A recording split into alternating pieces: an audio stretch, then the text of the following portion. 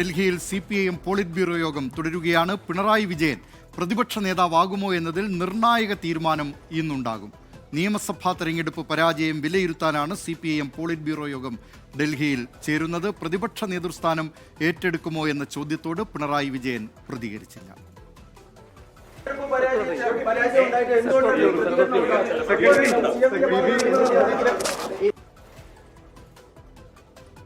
തെരഞ്ഞെടുപ്പ് അവലോകനം യോഗത്തിലുണ്ടാകുമെന്ന് CPIM general secretary MA baby പ്രതികരിച്ചു.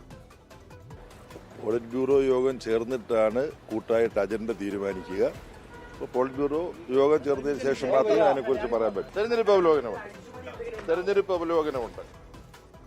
ഡൽഹിയിൽ തുടരുന്ന CPI ദേശീയ കൗൺസിൽ യോഗം കേരളത്തിലെ തിരിച്ചടി വിശദമായി വിലയിരുത്തും. വിവരങ്ങളുമായി ഡൽഹിയിൽ നിന്ന് ബൽറാം നെടുങ്ങാടി ചേരുന്നു.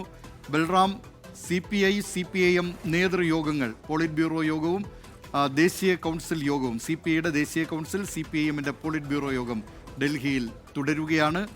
അതിലേറ്റവും പ്രധാനപ്പെട്ട കാര്യം, എല്ലാ കണ്ണുകളും ഉറ്റുനോക്കുന്നത് AKG ഭവനിലേക്കാണ്. അവിടെ പിണറായി വിജയനെ കേരളത്തിലെ പ്രതിപക്ഷ നേതാവായി തെരഞ്ഞെടുക്കുമോ, നിർദ്ദേശിക്കുമോ, അതോ മറ്റാരെയെങ്കിലും ആയിരിക്കുമോ CPIM പോളിറ്റ് ബ്യൂറോ യോഗം നിർദ്ദേശിക്കുക എന്നതാണ് ഏറ്റവും പ്രധാനമായി അറിയേണ്ടത്. അതോടൊപ്പം CPIയുടെ ദേശീയ കൗൺസിൽ യോഗം ഡൽഹിയിൽ ചേരുന്നുമുണ്ട്. എന്തൊക്കെയാണ് വിശദാംശങ്ങൾ?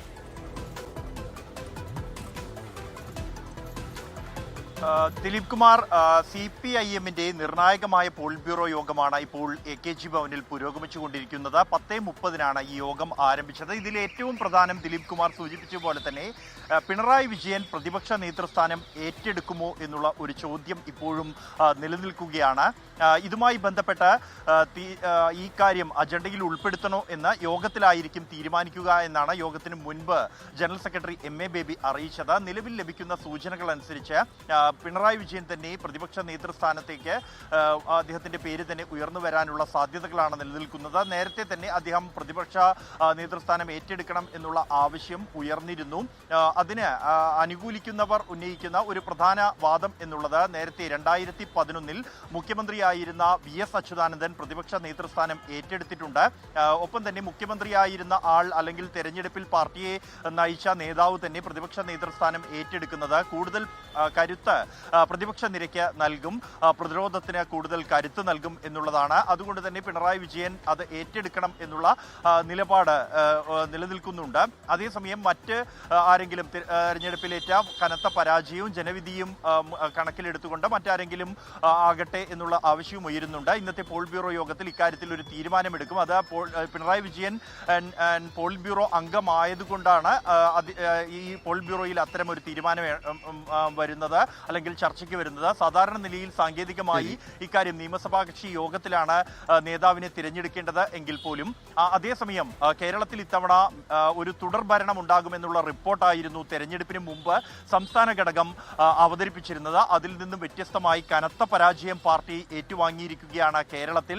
അതുകൊണ്ട് തന്നെ ഇക്കാര്യങ്ങൾ സംബന്ധിച്ചുള്ള പ്രാഥമിക ചർച്ചകളും ഇന്നത്തെ യോഗത്തിലുണ്ടാകും. സംസ്ഥാന ഘടകം ഇതിന്റെ കാര്യകാരണങ്ങൾ വിശദീകരിച്ചുകൊണ്ടുള്ള ഒരു പ്രാഥമിക റിപ്പോർട്ട് യോഗത്തിൽ അവതരിപ്പിക്കും. തുടർന്ന് അടുത്ത ദിവസങ്ങളിൽ സംസ്ഥാന സെക്രട്ടേറിയറ്റും സംസ്ഥാന സമിതിയും പിന്നീട് ബ്രാഞ്ച് തലത്തിലുള്ള യോഗങ്ങളും നടക്കുന്നുണ്ട്. അതിനുശേഷം വിശദമായ ചർച്ചകൾ വീണ്ടും പോളിറ്റ് ബ്യൂറോ കേന്ദ്ര കമ്മിറ്റി യോഗങ്ങളിൽ ഉണ്ടാകും. ഈ മാസം 22-ന് കേന്ദ്ര കമ്മിറ്റി യോഗം ചേരുന്നുണ്ട്. അതിൽ കൂടുതൽ വിശദമായ ചർച്ചകൾ ഉണ്ടാകും. കേരളത്തിലേറ്റ കനത്ത പരാജയം, ഒപ്പം തന്നെ ജനവിധിയുടെ മറ്റ് വിശദാംശങ്ങൾ ഉൾപ്പെടെ ചർച്ച ചെയ്യും. സമാനമായി തന്നെ കഴിഞ്ഞ 2 ദിവസമായി CPIയുടെ നേതൃയോഗവും ഡൽഹി അജോയ് ഭവനിൽ തുടരുകയാണ്. ഈ യോഗത്തിൽ ദേശീയ എക്സിക്യൂട്ടീവ്, ദേശീയ കൗൺസിൽ യോഗം ഇന്നും ഇന്നലെയുമായാണ് നടക്കുന്നത്. ഈ കൗൺസിൽ യോഗത്തിലും കേരളത്തിലെ തിരഞ്ഞെടുപ്പ് അവലോകനം നടക്കുന്നുണ്ട്. കടുത്ത വിമർശനവും. പിണറായി വിജയൻ പ്രതിപക്ഷ നേതാവാകുമോ? തീരുമാനം ഇന്നറിയാം. CPIM പോളിറ്റ് ബ്യൂറോ യോഗം ഡൽഹിയിൽ തുടരുകയാണ്.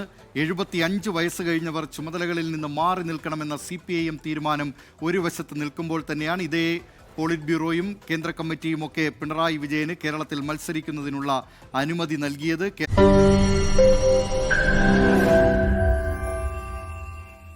ലോകത്തെവിടെയായാലും ഏത് സമയത്തും 24 വാർത്തകളും ഓഗ്മെന്റഡ് റിയാലിറ്റി പാക്കേജുകളും എക്സ്പ്ലെയിനറുകളും വിശദമായി കാണാൻ ഞങ്ങളുടെ YouTube ചാനൽ നിങ്ങൾക്ക് സബ്സ്ക്രൈബ് ചെയ്യാം.